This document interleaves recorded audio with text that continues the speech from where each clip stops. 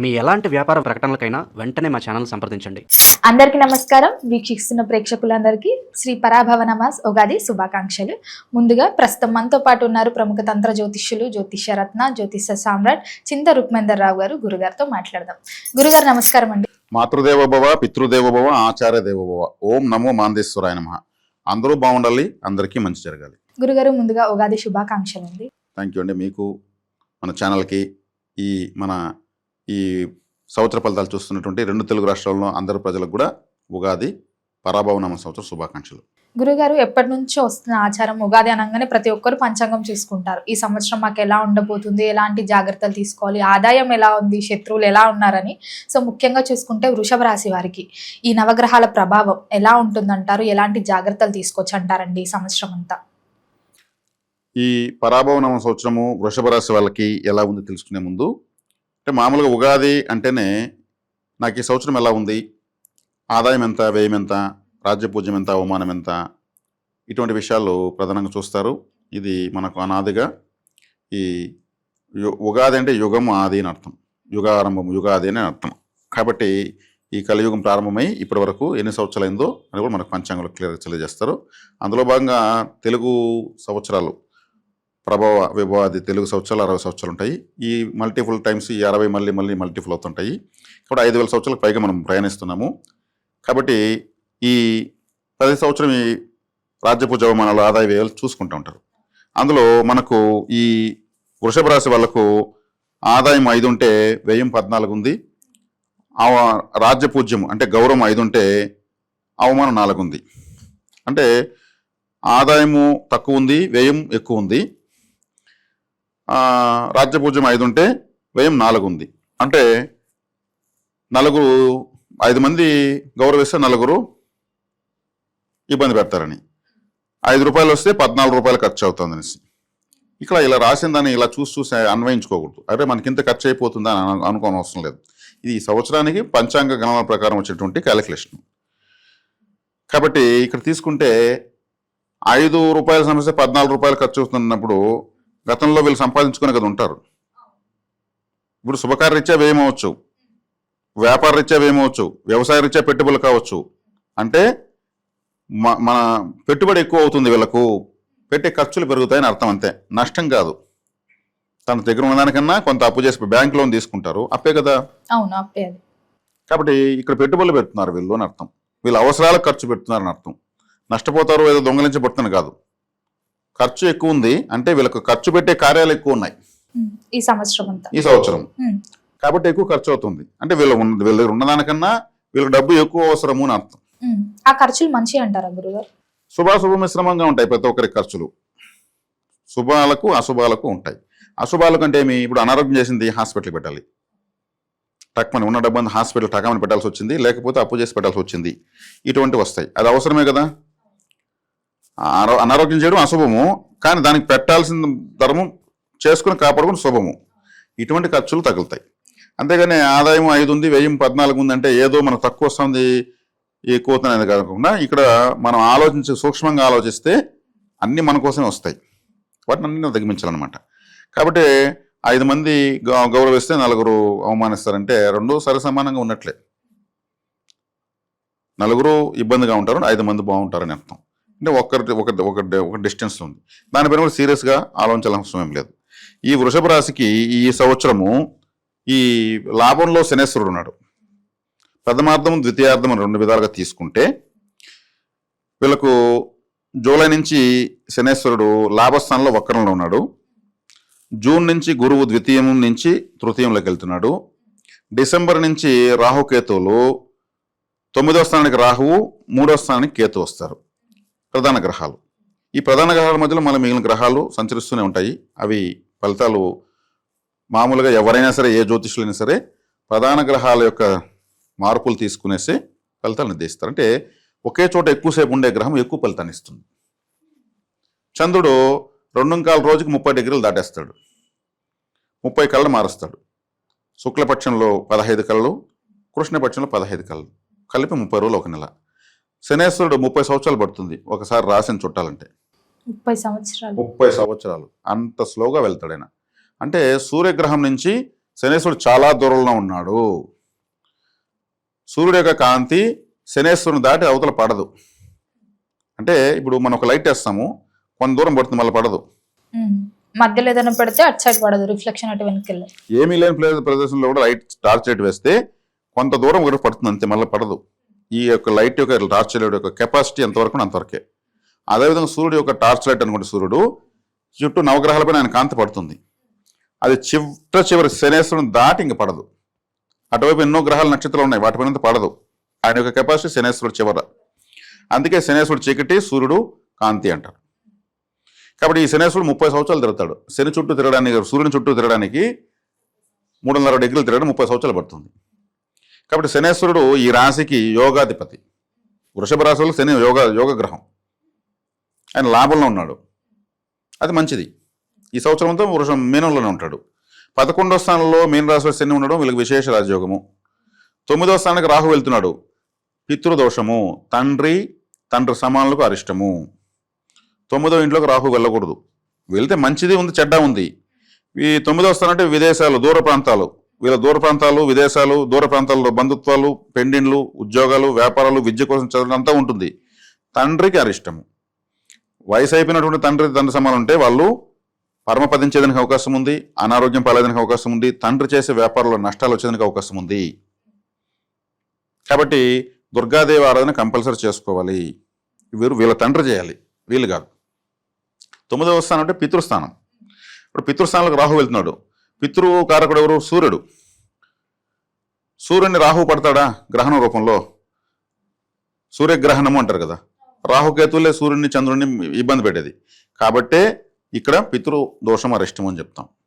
కాబట్టి ఖచ్చితంగా పితృ పరిహారాలు చేసుకోవాలి. వీళ్ళ తండ్రి గారు చేయాలి. చేస్తూ రావడం వల్ల ఇప్పుడు కొడుకు జాతకంలోకి 9లోకి వస్తున్నట్టే తన మీదకి వస్తున్నట్టు రాహు అంటే ఒక దండయాత్ర. సూర్యుని కూడా మింగేస్తానని వెళ్తాడు. ఆయన మింగేసినా కానీ నోట్లోకి వేసి మళ్ళీ ఇటు వచ్చేస్తుంది గ్రహం. ఆయనకి తల మాత్రం ఉంది కాబట్టి. అందుకే పట్టుడు విడుపుడు. ఆయన తీసుకున్నా కానీ మింగలేడు. కానీ మళ్ళీ ఎదురుపడినప్పుడంతా అట్లాంటి ఇబ్బంది వస్తూ ఉంటుంది. ఎదురుగా వచ్చినప్పుడు, శత్రువు ఎదురుగా వచ్చినప్పుడు ఇబ్బంది పెట్టేసిపోతూ ఉంటాడు. కాబట్టి 9లోకే రాహు వస్తున్నాడు. కాబట్టి పితృ పరిహారం చేసుకోవడం శ్రేయస్కరం. రాహు కంట్రోల్ కావాలంటే దుర్గాదేవి లేదా గ్రామదేవత. గ్రామదేవత ఎలా ఉంటుంది? భయంకరంగా 4 కూరలు చాచుకొని, ఆమె తలే స్పెషల్ గ్రామదేవతలకు. రాహు కూడా అలాగే ఉంటుంది. రాహు క్రూరమైనటువంటి చూపులు, కూరలు, 4 ఉంటాడు. రాక్షసుడు కదా. ఆయనకు అధిష్టాన దేవత దుర్గాదేవి లేదంటే గ్రామదేవత. గ్రామదేవత ఆరాధన ఎక్కువ చేయడం వల్ల రాహు ప్రభావం తగ్గుతుంది. ఇది ఈజీ. ఇంతకుమించి ఇంకేం అవసరం లేదు. కొంతమంది దుర్గా హోమాలు, చండీ హోమాలు చేస్తారు, చేసుకొస్తాయి, చేసుకోవచ్చు. తర్వాత వీళ్ళకు 2వ ఇంట్లో గురువు ఉన్నాడు జూన్ వరకు. 3వ ఇంట్లోకి వెళ్తాడు. 3వ ఇంట్లో ఉచ్చస్థితిలోకి వెళ్తాడు. 3వ ఇంట్లోకి ఉచ్చస్థితికి వెళ్ళినప్పుడు ఈ రాశికి శుక్రుడు, గురువు అష్టమాధిపతి, లాభాధిపతి. అష్టమాధిపత్యము గ్రహము మంచిది కాదు. ఆయన ఉచ్చస్థితిలోకి వెళ్తున్నాడు. వీళ్ళకి సోదరులకు మంచిది, బ్రదర్స్ అండ్ సిస్టర్స్ మంచిది. అదేవిధంగా బ్రదర్స్ అండ్ సిస్టర్స్ వీళ్ళకి ఏదైనా హెల్ప్ చేస్తారు. గురువు 3వ ఇంట్లోకి వెళ్తున్నాడంటే మంచి చేయాలి కదా. వీళ్ళకేం మంచిది కాదు, కానీ బ్రదర్స్ అండ్ సిస్టర్స్కి మంచిది. వాళ్ళ వల్ల వీళ్ళకి తోడ్పాటు ఉంది. వాళ్ళు సెటిల్ అనుకో, మనోడికి ఏదైనా సపోర్ట్ చేయాలి, వీళ్ళని సెటిల్ చేయాలనేసి ఇమీడియట్ మాట్లాడుకుని చేస్తారు. లేదంటే వాళ్ళకి యోగం జరుగుతుంది. అంటే వాళ్ళ బ్రదర్స్ అండ్ సిస్టర్స్, ఇప్పుడు ఒక అబ్బాయి, ఒక అన్న, చెల్లి ఉంటారు. బ్రదర్స్ అండ్ సిస్టర్స్ మంచి అని చెప్పాను కదా. ఇప్పుడు అన్నకు ఎవరో చెప్పుంటారు, మేము పెళ్లి చేయాలి అంటే, మా చెల్లెలకి అయ్యేవారు నేను చేసుకుని ఉంటాడు. చెల్లెల్ని పెట్టుకొని లేదా అక్కను పెట్టుకొని బ్రదర్స్ పెళ్లి చేసుకుంటారు, చేసుకోరు కదా. ఇప్పుడు అయిపోతుంది వాళ్ళకు. బ్రదర్స్ అండ్ సిస్టర్ మంచిది అన్నప్పుడు 3వ ఇంట్లోకి సోదర స్థానంలో గురువు వెళ్తున్నాడు, శుభగ్రహం వెళ్తుంది, ఉచ్చస్థితిలోకి వెళ్తుంది. కాబట్టి ఇట్లాంటి పెండింగ్స్ అంతా సెటిల్ అయిపోతాయి. మళ్ళీ ఒక 6 నెలలు ద్వితీయార్థంలోకి తర్వాత ఆయన వచ్చినప్పుడు జరిగిపోతుంది. ఇప్పుడు చేసే ప్రయత్నాలు అవన్నీ కూడా సక్సెస్ అవుతాయి. మంచి సంబంధాలు సెట్ కావడము, ఈ నెలలో ముహూర్తాలు, ఆ నెలలో పెళ్లి, ఇవంతా సెట్ అయిపోతాయి. అదేవిధంగా బ్రదర్స్ అండ్ సిస్టర్కి ఉద్యోగాల ప్రయత్నాలు సెట్ అవుతాయి. అదేవిధంగా వ్యాపారాలు సెట్ అవుతాయి. కమ్యూనికేషన్స్ బాగా పెరుగుతాయి. అంటే ఇక్కడ మనం ఆలోచిస్తే 3వ ఇంట్లోకి వెళ్తున్నాడు, గోచారంలో చూస్తే 3వ ఇంట్లో గురువు పని చేయడం చెప్తారు. కానీ అక్కడ ఉన్నటువంటి స్థితి గురువుకి 360 డిగ్రీస్ అక్కడే పవర్ఫుల్గా ఉంటాడు. ఇప్పుడు బ్రదర్స్ అండ్ సిస్టర్స్ ఉంటారు, పెళ్లిళ్ళు అయిపోతే మా అన్నదమ్ములు అందరూ పెళ్లిళ్ళు అయిపోయినాయి, అందరికి ఉద్యోగాలు ఉన్నాయండి, ఇంకేం వస్తుంది మాకు బెనిఫిట్ ఈయన చెప్పేదాని ప్రకారం అంటే వాళ్ళకి ఎవరైనా పిల్లలు పుట్టకుండా పిల్లలు పుడతారు. సరే పిల్లలు కూడా పుట్టారండి, సరే వాళ్ళ పిల్లలకు ఉద్యోగాలు వస్తాయి, లేదంటే వాళ్ళ పిల్లలు ఏదైనా మంచి ఫారెన్స్కి వెళ్తారు. ర్యాంక్స్ ఇట్లాంటివన్నీ వస్తాయి. అంటే వాళ్ళ వాళ్ళ స్థితిని బట్టి ఈ వృషభ రాశి వాళ్ళ యొక్క సోదర సోదరులకు శుభవార్త వినొచ్చు. ఇది కాబట్టి ఇక కేతు కూడా 3వ ఇంట్లోకి వస్తున్నాడు. రాహుకేతులు డిసెంబర్ వరకు 10వ ఇంట్లో రాహువు, 4వ ఇంట్లో కేతు ఉన్నారు. కేతు 3వ ఇంట్లోకి వస్తున్నాడు. కేతు 3వ ఇంట్లో పాపగ్రహం మంచిదే, గురువుతో కలవడం మంచిదే. వీళ్ళు తీర్థయాత్రలు ఇట్లా చేయొచ్చు. ఎందుకంటే 3వ ఇంట్లో ఉన్న గ్రహం 9వ ఇంటిని చూస్తుంది. 9వ ఇల్లు అంటే తీర్థయాత్రలు, పుణ్యక్షేత్రాలు. దానికి సంబంధించిన గ్రహము 3వ ఇంట్లోకి వస్తుంది. ఏది మన ట్రావెల్స్ పెట్టుకొని పుణ్యక్షేత్రాలకే టూర్స్ అండ్ ట్రావెల్స్ వేస్తుంటారు. కాశీ యాత్ర, షిరిడి యాత్ర, రామేశ్వరం అంటూ ఉంటారు. వాళ్ళకంతా అద్భుతంగా ఉంటుంది. అంటే లాభాలు బాగా మిగులుతాయి. నష్టాల్లో కూడా కొంతకాలం వాళ్ళు టూర్లు నలుపుతారు. ఒక్కోసారి కన్ఫర్మ్ చేసి ఒక 10 సీట్లు బుక్ అవ్వవు, అటని మిగిలిన వాళ్ళని డబ్బు వెనక్కి ఇవ్వలేరు, వాళ్ళు ఒప్పుకోరు. ఇప్పుడు బాగా బుక్ అవుతాయి వీళ్ళకు. అప్పుడు ఒకప్పుడు పోగొట్టుకుంది, ఇప్పుడు సంపాదించుకుంటారు. గురువు కేతు కలిస్తే ఆధ్యాత్మికత పెరిగిపోతుంది. 3వ ఇంట్లో ఉంటే 9వ ఇంటి నుంచి వస్తారు. కాబట్టి ఇక్కడ కొంచెం ద్వితీయార్థంలో వీళ్ళకి చెప్పాలంటే ప్రథమార్థం కన్నా ద్వితీయార్థం చాలా బాగుంది. ద్వితీయార్థం ఎందుకంటే రాహుకేతులు మారుతున్నారు, కొన్ని మైనస్లు ఉన్నా కానీ కొన్ని ప్లస్లోకి తీసుకొచ్చేస్తారు జాతకాన్ని. ప్రతి గ్రహము వ్యతిరేకతను ఇస్తుంది, అనుకూలతను ఇస్తుంది. ఇప్పుడు అట్లా చెప్పుకుంటే వ్యతిరేకత అనుకూలత ఎట్టుంటాయంటే, సినిమా స్టార్స్ ఉంటారు. సినిమా స్టార్స్ అంటే వాళ్ళకి చాలామంది పెన్నుల సమస్య ఎక్కువ ఉంటుంది. చాలామంది హీరోయిన్లు పెన్నులు కావు. ఎందుకు కావు అసలు? వాళ్ళ అందంగా లేకనా, డబ్బులు లేకనా? ఎందుకు కావు? వాళ్ళు పెన్లీ అనేటువంటి ఒక యాక్టింగ్ని మల్టిపుల్ టైమ్స్ వాళ్ళు నటించేసి ఉంటారు, జీవించేస్తుంటారు. అది బ్యాలెన్సే ఉండదు. నిజ జీవితంలోకి వచ్చాడు పెళ్లి కాదు. అర్థమైందా? కారకత్వాన్ని ఎక్కువ ఖర్చు పెట్టేస్తారు. కాబట్టి ఇక్కడ వచ్చే కాడికి మనకు వృషభ రాశి వాళ్ళకి తీసుకుంటే ఇప్పుడు ప్రథమార్థంలో కన్నా ద్వితీయార్థంలో వీళ్ళకు లైఫ్ బాగా మెటీరియల్ అవుతుంది. రాహు వల్ల వచ్చేటువంటి ఆ అన్కంఫర్ట్ ఒక తండ్రికి పితృదోషము, అది తప్పితే మీదంతా బాగానే ఉంటుంది. దూర ప్రాంతాలకు వెళ్ళడము రావడం అంతా బాగుంటుంది. తీర్థయాత్రలు బాగా చేస్తారు. వృషభ రాశి వాళ్ళు సహజంగా పట్టుదల ఎక్కువ కలిగిన వాళ్ళు. అందుకే నేను ఇక్కడ వీళ్ళ ఖర్చులు ఎక్కువ ఉంటాయని చెప్పాను కదా. ఆదాయ వ్యయాలు డిఫరెన్స్ ఎక్కువ ఉంది కదా. ఎక్కువ విషయాలకు వీళ్ళకు పెట్టుబడులు పెట్టాల్సి రావచ్చు. అంటే వీళ్ళకి ప్లానింగ్ ఎక్కువ ఉంటుంది. వీళ్ళకుండే ప్లానింగ్ ఎవరికీ ఉండదు. దాంట్లో భాగంగా ముందుగానే జాగ్రత్తలు వీళ్ళు కొంత రిస్క్ ఎత్తుకుని కొన్ని పెట్టుబడులు పెడతారు. తక్కువ ఉన్నప్పుడు షేర్స్ కొనడము, తక్కువ బంగారం కొని పెట్టడము, ముందు జాగ్రత్త. ఏదైనా ఒక మంచి సైట్ ఉంటే ఫ్యూచర్లో ఇక్కడికి కొన్ని కంపెనీలు వస్తాయి, వాళ్ళు గెస్ట్ చేసేస్తారు, తక్కువ రేటు కొనేస్తారు, అది కోటలు వెళ్ళిపోతుంది. వృషభ రాశి అంటే భూతత్వ రాశి కాబట్టి వీళ్ళు దాంట్లో మైండ్ ప్లానింగ్లో బాగానే ఖర్చులు పెడతారు ఈ సంవత్సరం. మళ్ళీ నెక్స్ట్ ఇయర్కి అది ఎక్కడో వెళ్తుంది. కొంత ఇబ్బంది అయినా ఫేస్ చేసి ఫ్యూచర్లో సెటిల్ అయిపోతారు. కాబట్టి వృషభ రాశి వాళ్ళకు కొన్ని ఇబ్బందికర పరిస్థితులకు ఖర్చు పెట్టాల్సి వస్తుంది, కొన్ని మంచి విషయాలకు ఖర్చు పెట్టాల్సి వస్తుంది. ఇలా ఉంది. కాబట్టి విద్యార్థులు అంటే ఇప్పుడు వీరు ప్లానింగ్లో ఉన్న వాళ్ళు ఉన్నాం కాబట్టి ముందు మంచి ప్లానింగ్లోనే ఉంటారు. 3వ స్థానంలోకి గురువు ద్వితీయార్థంలోకి వెళ్తున్నాడంటే విద్యార్థులకు చాలా మంచిది. ప్రయత్నము, కమ్యూనికేషన్, సబ్జెక్ట్తో కమ్యూనికేట్ కావాలి కదా, పుస్తకాలతో, సబ్జెక్ట్తో, టీచర్తో. 3వ స్థానమే ప్రతి ఒక్కరికి. మనం ఎవరితోన్నా కమ్యూనికేట్ అవుతున్నామంటే 3వ స్థానమే. అంటే సమాజంతో మింగిల్ అవ్వడము, నాలెడ్జ్తో కలవడం, ఇవంతా కూడా 3వ స్థానం. అక్కడ గురువు ఉచ్చస్థ గ్రహం వెళ్తా ఉంది. ఇక్కడ విద్యార్థులకు బాగుంది. వ్యాపారస్తులకి వీళ్ళు ఇప్పుడు ప్లానింగ్గా పెట్టుబడులు పెట్టుకోవడము. ఇప్పుడు వ్యాపారంలో ఉన్న వాళ్ళు ధాన్యం తక్కువ రేటు వచ్చినప్పుడు కొనేస్తారు, ఎక్కువ కొనేస్తారు. కొన్ని రైతులకు పడిపోతాయి కదా రేట్లో, అప్పుడు బెనిఫిట్ ఏదంతా రైతులే భారీగా కొని పెట్టుకుంటారు. 6 నెలలతో రేటు పెరిగిపోతుంది. ఇట్లా వాటికి ఖర్చులు ఎక్కువ అవుతాయి. రాజకీయ నాయకులకు కూడా బాగానే ఉంది. రాజకీయ నాయకులకు ఎందుకు బాగా? లాభంలో శని ఉన్నాడు, చతుర్థాధిపతి రవి బాగానే ఉన్నాడు. వీళ్ళకు భాగ్యంలోకి రాహు వెళ్తున్నాడు. రాజకీయంలో వ్యూహాలంటే రాహు, పదవి రవిగ్రహము, ఓటర్సు శనిగ్రహము. ఆ రాజకీయంలో వ్యూహాలు అంటారు కదా, రాజకీయ వ్యూహాలు, అవి రాహు. ఆయన 9లోకి వస్తున్నాడు. కాబట్టి వ్యూహాత్మకంగా రాజకీయంలో అడుగులు వేయగలుగుతారు. గురుగారు, ముఖ్యంగా మరి ఎవరైతే గత సంవత్సరం నుంచి వివాహ ప్రయత్నాల కోసం ఎదురు చూస్తుంటారు కదా, మరి ఈ వృషభ రాశి వారికి ఈ సంవత్సరంలో వివాహ యోగం ఉందంటారా? వృషభ రాశి వాళ్ళకు నన్ను అడిగితే వివాహ విషయాలు నన్ను అడిగితే చాలా అనుకూలం వీళ్ళకు. రాశి ఫలితాలు, మాస ఫలితాలు, సంవత్సర ఫలితాలతో పెద్దగా అవసరం లేదు వీళ్ళకి. ఎందుకంటే వృషభ రాశిలోనే చంద్రుడు ఉచ్చస్థితి పొందుతాడు. అంటే చంద్రుడు ఆకర్షణీయమైనటువంటి వశీకరం ఎక్కువ వృషభ రాశి వాళ్ళకు ఉంటుంది. వశీకరణ ఎక్కువ ఉంటుంది వాళ్ళకు. ఎక్కువ ప్రేమ వివాహాలు జరిగేది వీళ్ళకే.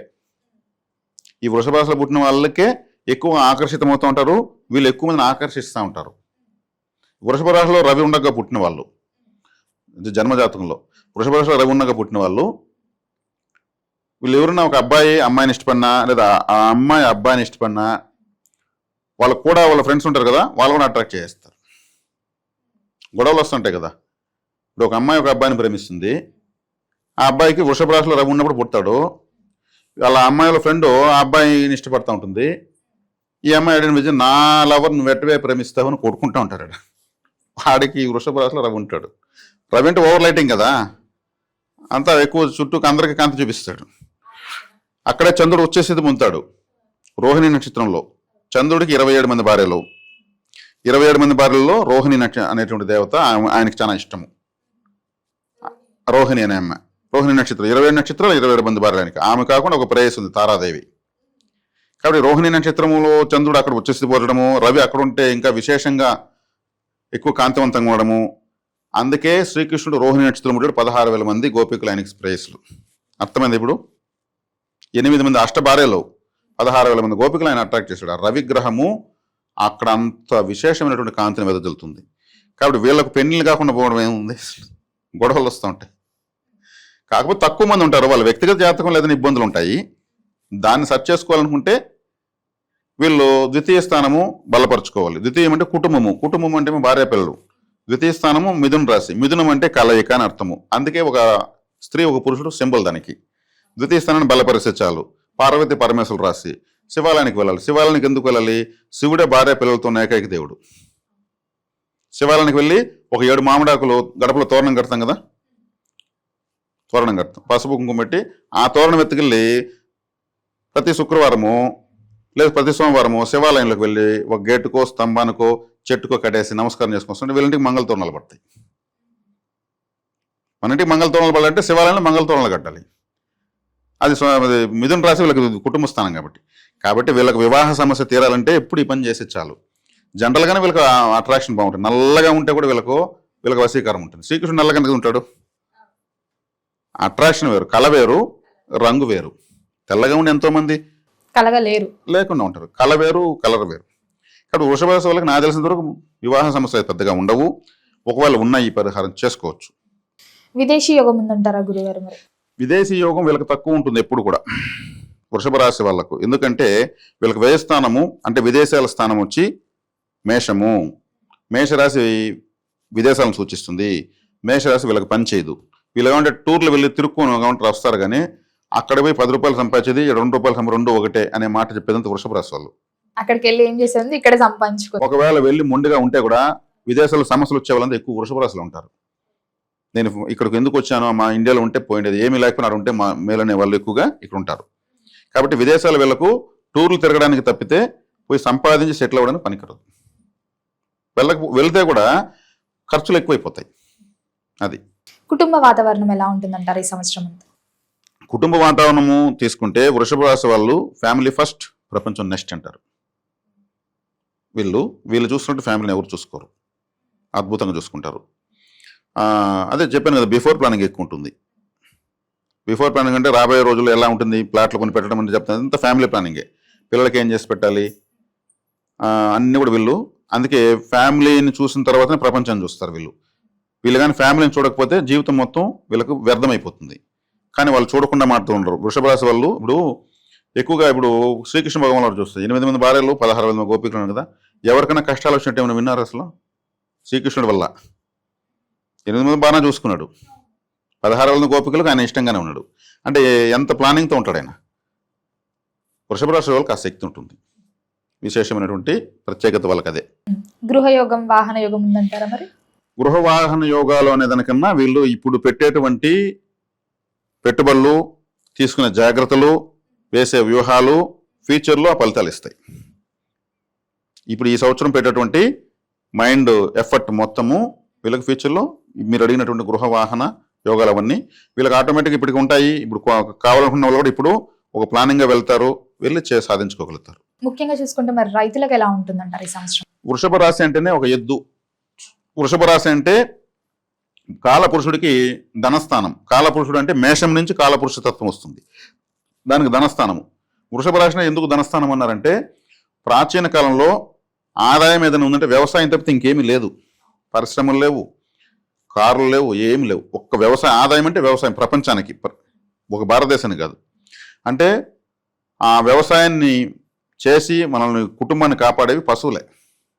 అదే వృషభ రాశి. అందుకే ధనస్థానము అన్నారు. ఒక ఆవు ఉంటే చాలు నలుగురు బతికిపోతున్నారు ఈరోజు, ఇప్పుడు కూడా స్టిల్ నవ్వు. ఒకే ఆవు నలుగురిని సాకేస్తూ ఉంది. కాబట్టి వీళ్ళకు వ్యవసాయదారులకు అని అంటే ఈ రాశి వాళ్ళకు ఎప్పుడు లోటు ఉండదు. అన్నం వస్తాదు లోటు లేని రాశి వృషభ రాశి.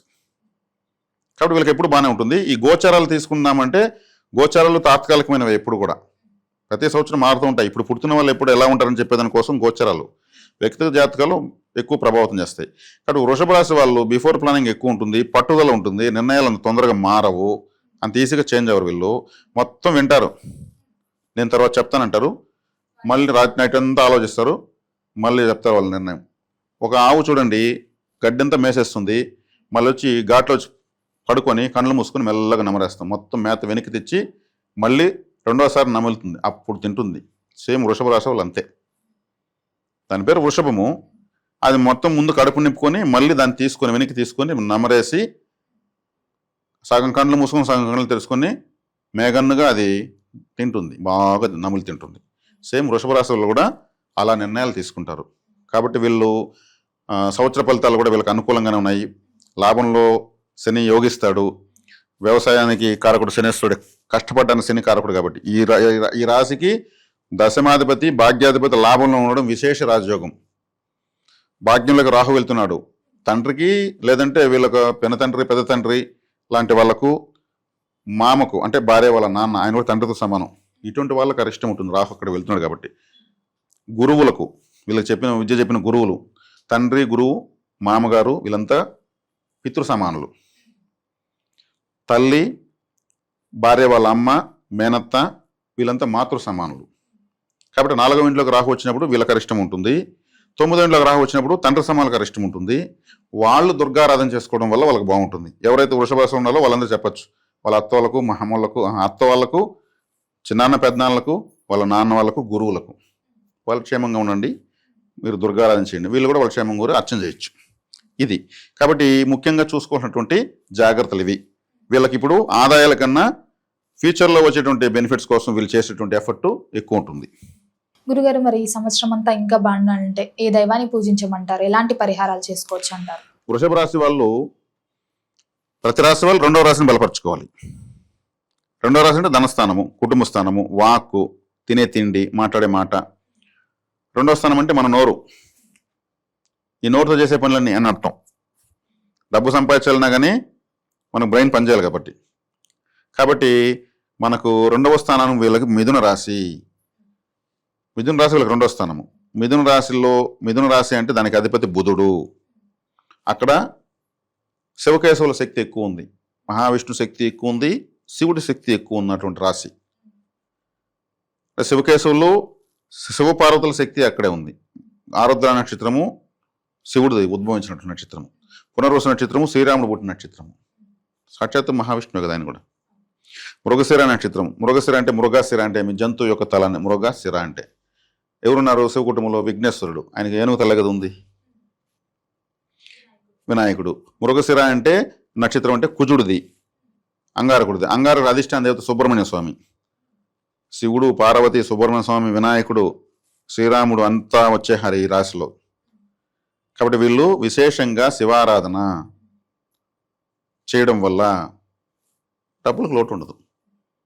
గురుగారు, మొత్తం మీద వృషభ రాశి వారికి ఈ సంవత్సరం అంతా ఎలా ఉంటుంది, ఎలాంటి జాగ్రత్తలు తీసుకోవాలి, ఎలాంటి పరిహారాలు చేయాలో తెలియజేసినందుకు ధన్యవాదాలండి. ధన్యవాదాలు.